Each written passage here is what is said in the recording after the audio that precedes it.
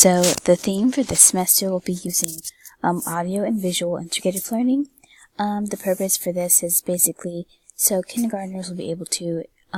use music and video to help enhance their learning experience. As an example, fusing audio with visual was really helpful to children to use images and audio to combine them to help them retain information more, maybe even listening to music while they're reading a book, or even having audio or a narration to help them read as well, and even to pronounce words or to know more vocabulary in that way, as an example.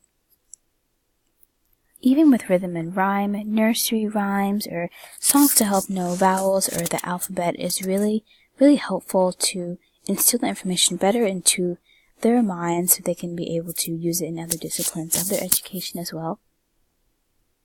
Even a boost of energy as well. So we see that music and kids love music and videos, and for them to be able to improve their gross and motor skills is really helpful and a really cool opportunity to